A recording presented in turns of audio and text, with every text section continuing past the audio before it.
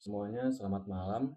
Perkenalkan nama saya Arin Yusuf Gule dengan NIM akhir 042. Di sini saya akan menjelaskan dan eh, memberikan pemahaman tentang DNS, eh,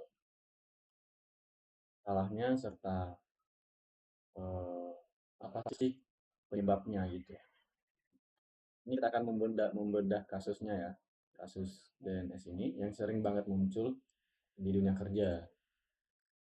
Misal ada DNS yang nggak sinkron atau reverse lookup mati atau sampai user nakal yang pakai DNS dulu.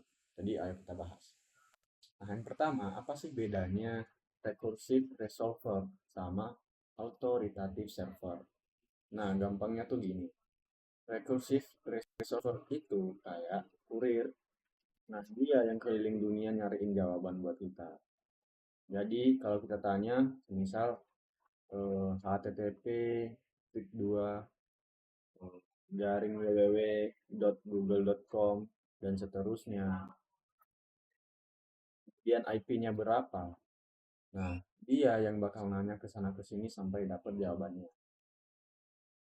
Jadi, authoritative server itu kayak pemilik tokonya gitu. Dia nggak nyari kemana-mana. Dia cuma pegang daftar isi atau zone file buat domainnya sendiri. Kalau dia tanya, dia cuma jawab apa yang ada di daftarnya. Bagian yang kedua, kenapa reverse lookup gagal? Nah,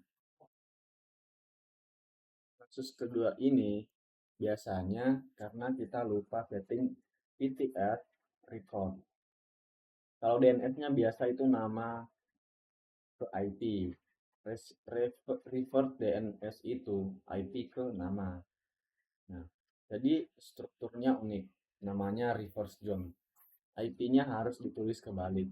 Jadi kalau semisal network kita tuh 192.168.30.0 berarti nama zonanya jadi 30.168.192.in addr atau address titik arpa seperti itu.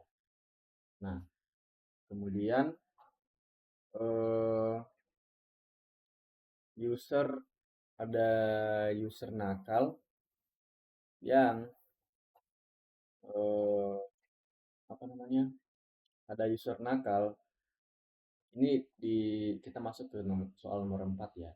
Di mana beberapa klien tetap menggunakan DNS 8.8.8.8 meskipun DHCP sudah mengatur DNS internal. Jadi kita menganalisis penyebab teknis, cara mendeteksi dan solusi kebijakan dan teknis keluarga. Nah, pernah nggak kita udah kasih DNS di DHCP, tapi kalian malah pakai DNS Google. DNS Google 8.8.8. Kenapa bisa begitu? Yang pertama, usernya itu pinter. Dia ganti manual dari static IP di laptopnya. Nah, yang kedua, bisa jadi browser mereka pakai fitur DNS over HTTPS atau DOH yang otomatis ngelewatin aturan network kita. Nah, cara mendeteksinya itu gimana? Kita coba cek pakai perintah ns lookup. Nah, kalau servernya bukan IP DNS kita, berarti mereka selingkuh atau dia pindah ke server lain. Nah, solusinya kita main kasar dikit nih. Di firewall atau Mikrotik atau Cisco, kita blokir port 53 yang keluar ke internet. Atau lebih keren lagi, kita pakai redirect atau NAT. NAT. Jadi setiap ada yang mau ke 8.8.8.8 otomatis dibelokin paksa masuk ke DNS internal kita. Udah beres. Itu aja. Selesai dan nggak ada masalah lagi. Kemudian ada bagian ancaman apa istilahnya ancaman DNS. Nah, di situ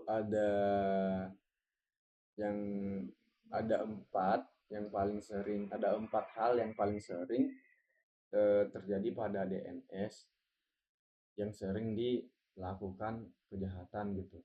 Istilahnya DNS itu banyak bahayanya. DNS itu banyak bahayanya.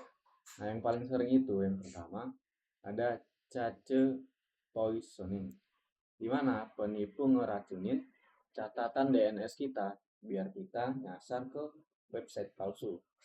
Nah, solusinya itu pakai DNS SEC.